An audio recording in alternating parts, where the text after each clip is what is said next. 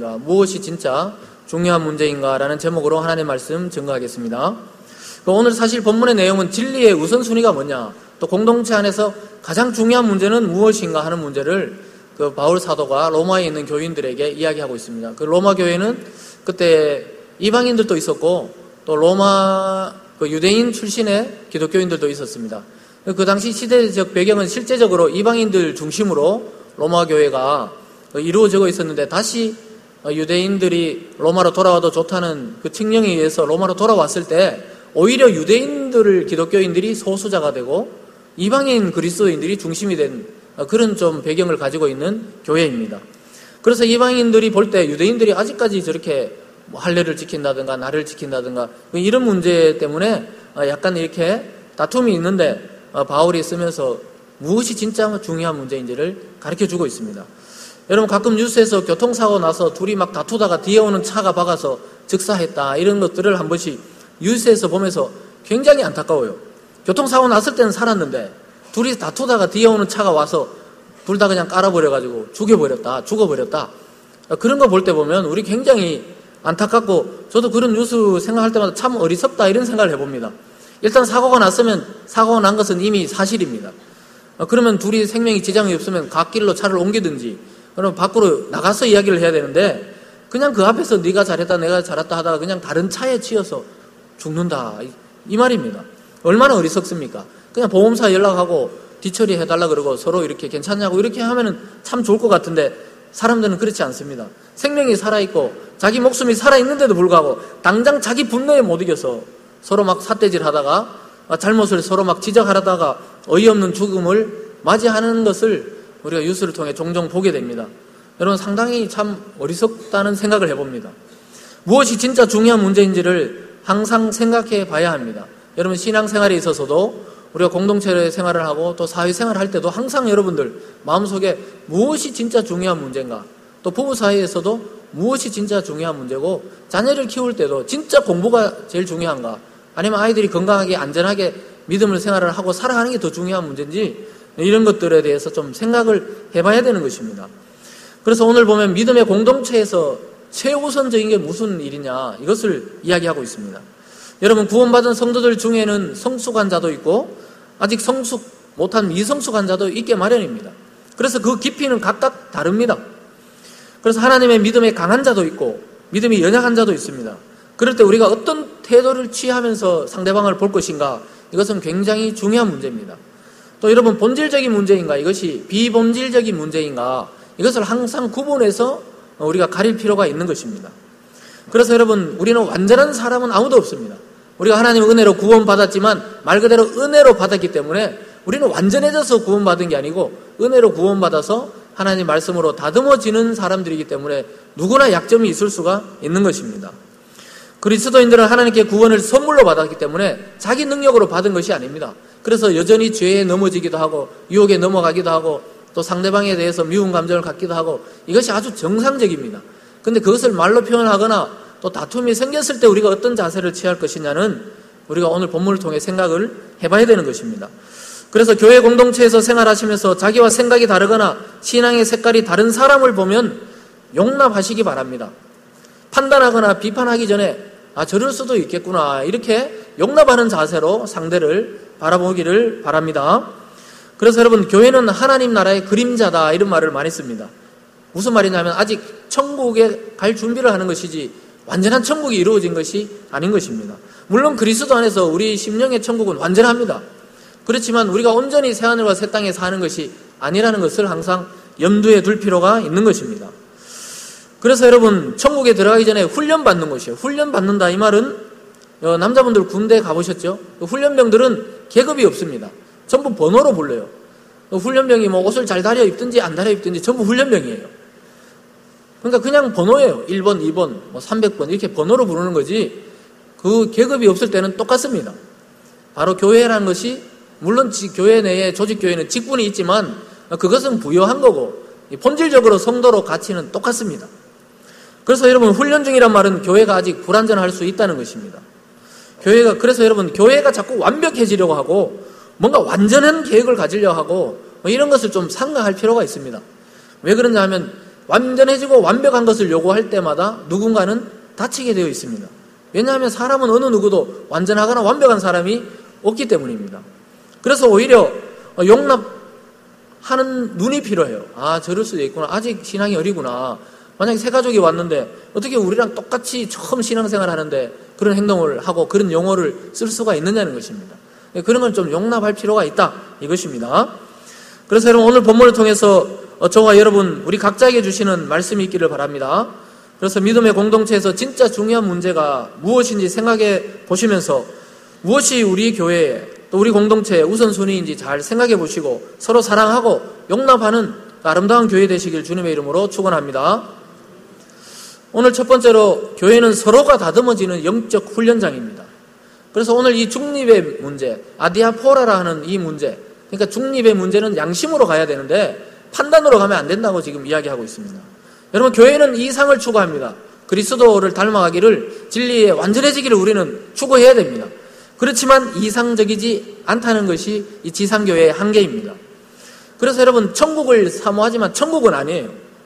천국에 대해서 왜 성경이 자세하게 기록하고 있지 않을까요? 잠시 생각해 보시기 바랍니다. 왜 성경을 보면 계시록에 좀 천국에 대해서 나오지만 자세하지는 않아요. 그냥 아주 보석에 대해서 그 당시에 최고의 보석들로 막 천국을 묘사해 놓고 있는 거지, 천국을 세세하게 1번 방, 2번 방, 또 어디 지역 가면 어디 있고 이렇게 설명해 놓지 않는 이유가 무엇입니까? 너무 자세히 기록하면 여기서 살기가 싫어져요. 저기가 너무 좋으면은 여기서 사는 것이 싫어집니다.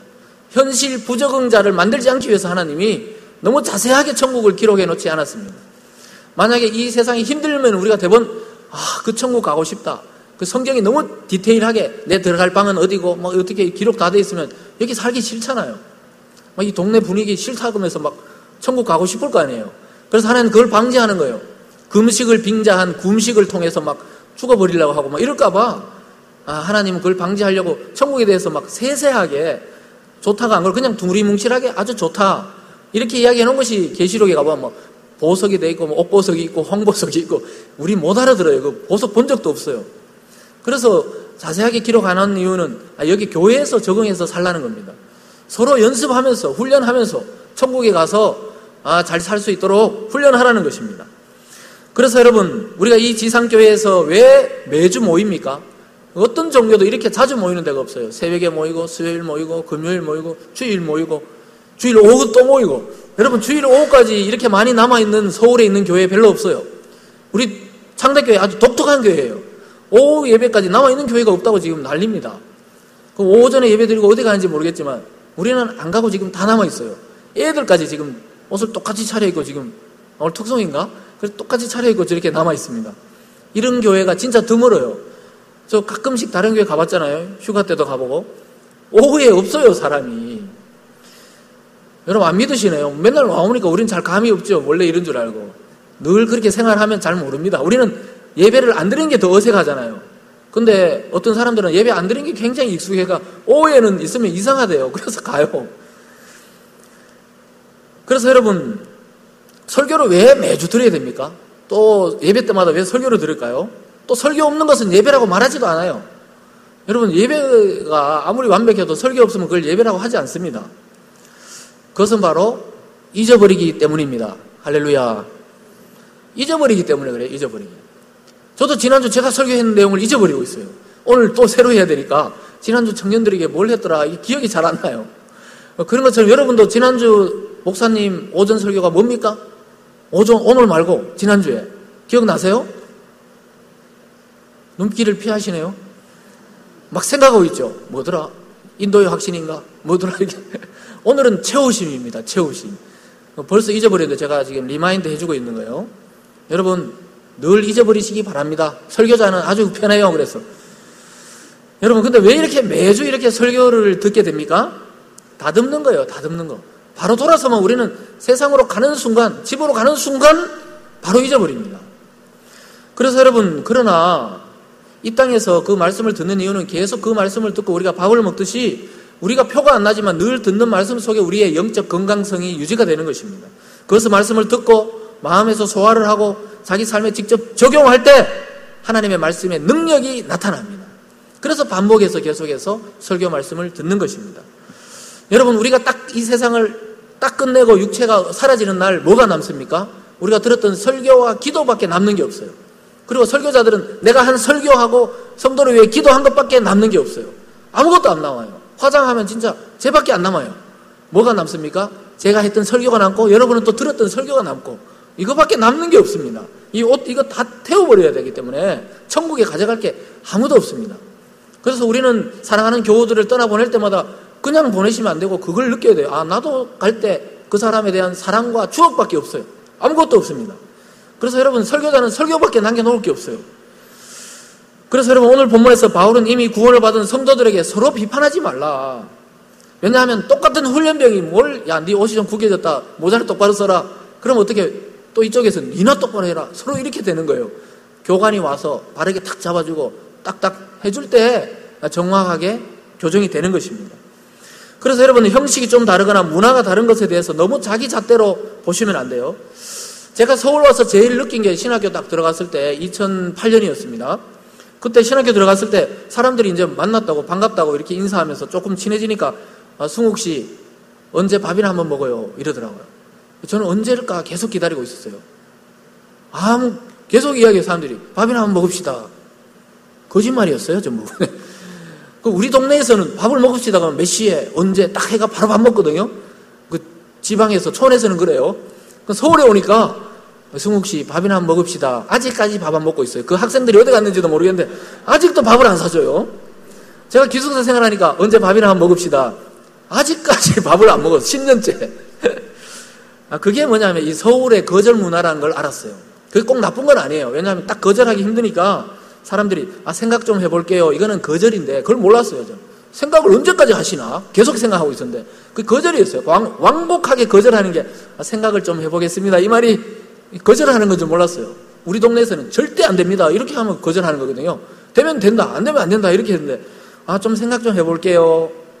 요즘에는 이제 해석이 돼요. 안 된다는 거구나 이렇게 생각을 합니다. 서울 사람 다 돼버렸어요. 그래서 거절은 그렇게 이게 뭐냐 문화적 차이입니다. 문화적 차이. 같은 나라에서도 이렇게 좀 다른 거예요.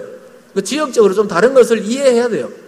저는 이제 이해합니다. 여러분 언제 목사님 밥이나 한번 먹으시죠. 그런 사람들 요즘 오늘 회개하시고 그냥 돌아가시면 돼요. 너무 깊이까지 죄책감 가지지 마시고 그렇게 이야기하는 걸 제가 이제 예인 걸 아니까 걱정하지 마시고 언제 저분이 밥을 먹지? 언제 이런 생각 이제 안 해요. 저는 그렇거든요. 딱 한번 언제 할까요? 몇 시에 할까요? 이러니까 사람들이 진짜 밥 먹자고요? 이렇게 이야기하더라고요. 처음에는 이 사람들이 지금 이리 놀리나 이렇게 생각했는데 학교에 와보니까 학생들이 예의적으로 하는 말들이었습니다. 오늘 이것도 마찬가지예요. 야채를 먹느냐 고기를 먹느냐 이거는 문화예요. 문화. 여러분 문화는 옷이라 그러잖아요. 옷을 양복 입을 수도 있고 그냥 청바지 입을 수도 있고 이건 문화에 따라 다른 겁니다. 그 문화를 막 진리의 잣대를 가지고 하면 안 되는 것입니다. 밥을 막 먹자 그러는데 언제 먹자고 막 달려들면 안 되는 건 줄 이제 깊이 제가 깨달았습니다. 그래서 여러분 교회 내에는 특히 믿음이 연약한 자들이 더 많습니다. 그 사람들을 받아들이고 용납하고 또 그 생각을 무조건 비판하지 말자고 바울이 이야기하고 있습니다. 왜냐하면 그 사람도 하나님이 사랑해서 구원한 사람이기 때문에 용납하라 이렇게 말하고 있습니다. 1절부터 3절입니다. 믿음이 연약한 자를 너희가 받되 그의 의견을 비판하지 말라. 어떤 사람은 모든 것을 먹을 만한 믿음이 있고 믿음이 연약한 자는 채소만 먹느니라. 먹는 자는 먹지 않는 자를 업신여기지 말고 먹지 않는 자는 먹는 자를 비판하지 말라. 이는 하나님이 그를 받으셨음이라. 하나님이 받으셨대요 이미. 그러면 서로 먹든지 안 먹든지 비판하지 말라는 거죠. 여러분 믿음이 연약한 자들이 교회에는 훨씬 많습니다. 그런 자들의 의견을 무조건 틀렸다고 또 다르다고 비난하지 말라 이렇게 바울 사도는 이야기하고 있습니다. 바울은 로마 교인들에게 먹는 것이 본질이 아니고 그건 비본질이다. 진짜 중요한 것은 조금 이따가 이야기하겠습니다. 진짜 본질은 그거 아니다 이렇게 이야기합니다. 그래서 어떤 사람은 양심에 거리낌 없이 고기도 먹고 야채도 먹는 사람도 있고 어떤 사람은 야채만 먹는 사람이 있어요. 그러니까 우리도 그렇잖아요. 우리도 이 동네 지나다니다 보면 중국인들은 양고기도 먹고 개고기도 먹고 우리 교회 건너편에 애견집이 개고기집으로 바뀌어버렸어요. 저 깜짝 놀랐어요. 거기 애견센터였는데 지금 보면은 연변 매화 개고기집 이렇게 바뀌었더라고요. 그래서 참 그 개고기가 그리 다 갔나 이런 생각도 해봤는데 어쨌든 우리 정문 건너편에 그걸 비판할 필요는 없어요. 왜냐? 하나의 그 문화입니다. 문화. 그 식습관이기 때문에 너무 난절하게 비판할 필요는 없어요. 그래서 여러분 서로 그렇게 용납을 해야 되는 겁니다. 서로 비판하지 말고 용납하라고 지금 말하고 있는데요. 아까 초반에 말했듯이 이걸 전부 중립의 문제라 그래서 이 신학적으로 아디아포라다 이렇게 말합니다. 아디아포라, 그냥 두라 이 말을 생각하면 돼요. 양심의 문제, 그런 것입니다. 그래서 여러분 하나님이 이미 구원으로 인도하기 때문에 먹고 안 먹고의 문제가 아닙니다. 신앙의 형식과 표현이 좀 다르다고 해서 너무 비판하지 마시기 바랍니다. 오늘 본문 로마서 14장에 다루는 핵심이 바로 이 문제입니다. 용납의 문제, 관용의 문제, 서로 비판하지 말라는 그런 문제입니다. 그것은 바로 교회 내에서 우선순위가 그런 것들이 아니라는 거예요. 무엇을 먹고 안 먹고, 예를 들어서 우리가 개고기를 먹고 안 먹고 또 양고기를 먹고 안 먹고의 문제가 아니라는 것입니다. 여러분 교회 내에서 우선순위는 그건 무엇입니까? 이런 것들이 아니에요. 이럴 수도 있고 저럴 수도 있는 문제에서는 각 사람의 양심이 하나님 앞에서 작동하는 대로 생활하면 된다, 이렇게 말하고 있습니다. 그래서 여러분 이 종과 주인으로 비유하고 있습니다. 주인이 그냥 좋아서 그 종을 세우면 그냥 끝이라는 거예요. 예수님이 좋아서 세운 종이면 끝이라는 겁니다. 4절 말씀입니다. 남의 하인을 비판하는 너는 누구냐? 그가 서 있는 것이나 넘어지는 것이 자기 주인에게 있음에 그가 세움을 받으리니 이는 그를 세우시는 권능이 주께 있습니다. 여러분 우리는 훈련병 똑같다는 거예요. 그 교관, 지도 교관은 예수님, 하나님이 이렇게 하라면 그렇게 따르면 돼요. 그래서 여러분 주님이 그 사람을 구원하시고 세우시는데 누가 말릴 수 있냐 이 말입니다. 이 말은 제3자가 개입할 수 있는 영역이 있고 개입할 수 없는 영역이 있다, 이 말과 같습니다. 하나님과 성도 개개인 간의 문제는 우리가 끼어들면 안 돼요. 여러분 종과 상전과의 관계는 그 주인이 종을 다루는 거지 종끼리 이야기할 것이 아니라는 것입니다. 우리는 전부 종이에요. 전부 하나님의 종입니다. 목회자만 하나님의 종이 아니고 전부 하나님의 종이고 또 하나님의 자녀입니다. 그래서 여러분 똑같은 처지의 사람들이 판단할 수 있는 문제가 아니라는 것입니다. 성도 간에는 신앙의 다름과 성숙을 오히려 용납하고 이해해 줘야 됩니다. 여러분 5절 6절에 보면 날에 관한 문제도 마찬가지라는 거예요. 어떤 사람은 이 날을 중요하게 여기고 어떤 사람은 이 날을 중요하게 여깁니다.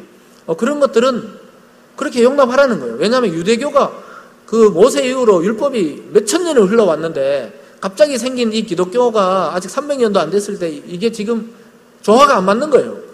그래서 정한 것이 뭐냐 하면 목매에 단 음식과 또 그 피째 먹지 말고 또 음행을 삼가하라, 이 세 가지 외에 예루살렘 공회가 정한 게 없었습니다, 실제로. 그래서 그거 외에는 그냥 용납하고 같이 지내라는 거예요. 그날을 중요하게 여긴 사람은 그걸 갑자기 버리는 게 쉽지가 않다는 것입니다. 여러분 오늘 두 번째로 보면 그렇다면 성도에게 진짜 중요한 문제가 무엇인가 하는 문제를 사도 바울이 그 다음 구절부터 다루고 있습니다. 그것은 바로 핵심적으로 말하면 뭘 먹고 안 먹고의 문제가 아니고 누구를 위해 사는가가 문제입니다. 자기를 위해 사는가, 주님을 위해 사는가, 이런 문제입니다. 고기를 먹으면서도 자기를 위해 사는가, 주님을 위해 사는가, 야채만 먹으면서도 주님을 위해 사는가, 자기를 위해서 사는가, 이것이 핵심적인 문제라고 이야기하고 있습니다.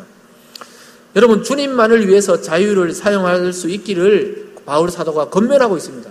뭘 먹든 안 먹든 그 자유를 주를 위해서 사용해라, 이렇게 말합니다. 왜냐하면 우리는 살아도 주님을 위해서 살고 있고 죽고 나서 천국 가서도 주님과 살고 또 주님 다시 올 때 전체 살아나서 주님과 함께 또 살아야 되기 때문에 전부 주님의 것이기 때문입니다. 여러분 모든 통치권을 그리스도께서 하나님께 받아 가지고 계시기 때문에 우리는 주를 위해서 살아야 됩니다. 7절부터 9절까지 말씀인데요, 제가 읽어드리겠습니다.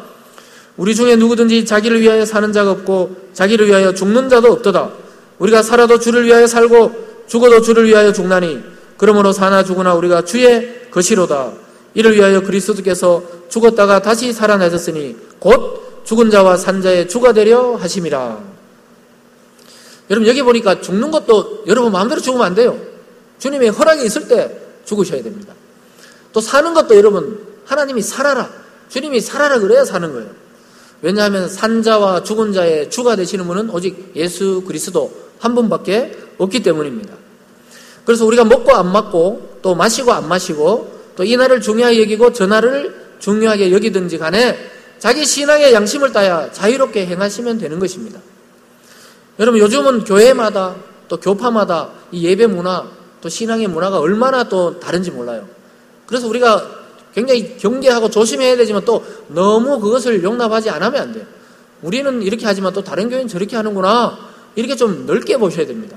또 선교단체는 이렇게 활동하는구나. 또 선교사들은 이렇게 하는구나. 이런 것들을 좀 봐야 됩니다. 아마 캄보디아나 인도에 선교 가신 분들은 알겠지만 막 춤추고 노래하고 교회에서 막 그렇게 신나게 찬양합니다. 이거 전부 다 왜 이렇게 됐지? 이렇게 생각하지 마시고 또 여기의 문화가 이렇구나. 이걸 또 배경을 알고 해야 돼요.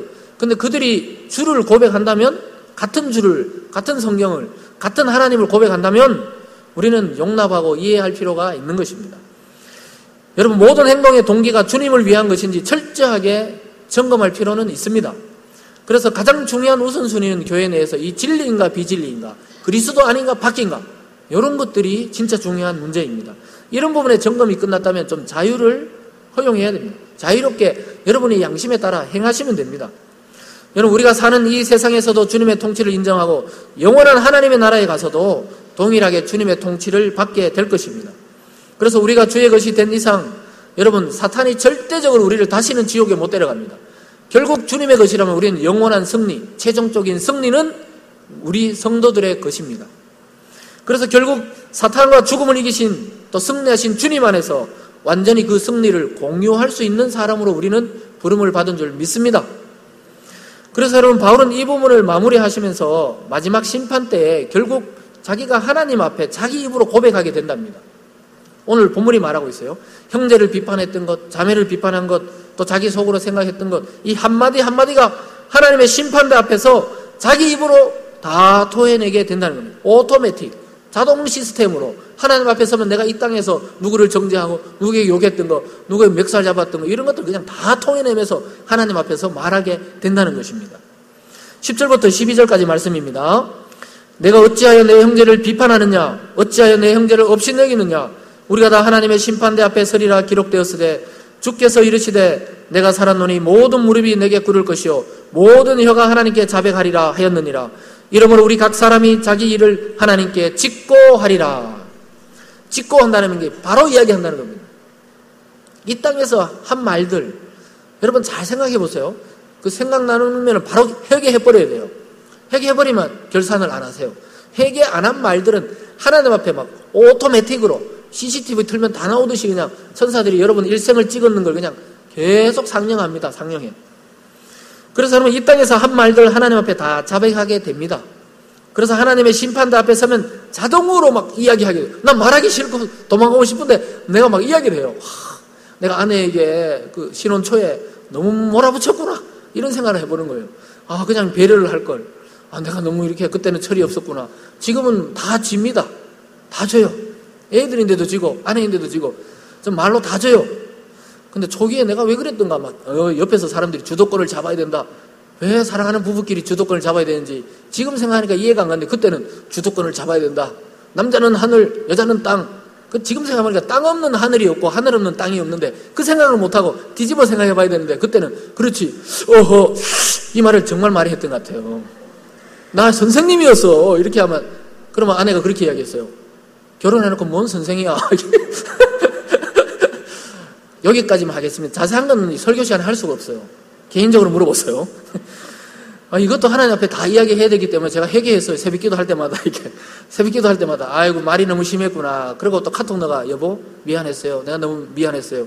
그럼 본인도 생각해 보니까 내가 잘못한 것 같네요. 그럼 제가 속으로 그래요. 그럼 그렇지. 그렇지만 카톡에는 아니에요. 내가 잘못했어요.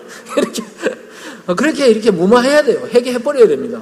결산을 해야 돼요. 아니면 하나님 앞에 가서 막 다 그냥 얼마나 부끄럽겠어요. 하나님이 짝 지어준 이 땅의 짝인데 아유 그렇게 했냐고 하나님이 막 째려보실 거 아니에요. 그래서 여러분 그때 생각해보고 지금 말하라 이 말입니다. 그래서 여러분 교회 내에 처음 발을 내딛는 성도들은 굉장히 조심스러워해요. 우리가 만약에 절에 간다든가 다른 종교 어떤 법당에 들어간다면 굉장히 조심스럽잖아요. 그런 것처럼 우리 교회에 처음 발을 들여놓으면 굉장히 어색합니다. 그런 사람들에 대해서 우리가 함부로 말하면 안 돼요. 저렇게 왜 행동하지 하지 말고 이렇게 하는 겁니다. 친절하게 가르쳐 주시면 좋을 것 같아요. 그래서 근데 반대로 교회에 처음 온 분들도 조심해야 돼요. 이 교회는 왜 이래? 이거 심판입니다. 하나님 앞에 가면 그 심판받아요. 이 교회는 왜 이래? 이 교회가 지금 60년 가까이 이렇게 살아왔는 걸 어떻게 하라고. 그래서 여러분 함부로 말하면 안 돼요. 청원분들도 조심해야 되고 우리 오래된 사람들도 서로가 용납하고 이해하고 조심해야 됩니다. 그렇지만 아무래도 청원분들이 좀 조심스러워요.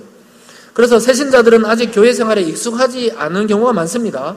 그리고 자기가 과거에 하던 죄를 한꺼번에 다 끊는 사람도 있지만 한꺼번에 못 끊는 사람도 있을 수 있어요. 여러분 그런 게 반결될 때 우리는 좀 기다려주고 또 기도하고 성령이 그 사람을 완전히 변화시켜서 죄를 완전히 끊도록 기다려줘야 됩니다.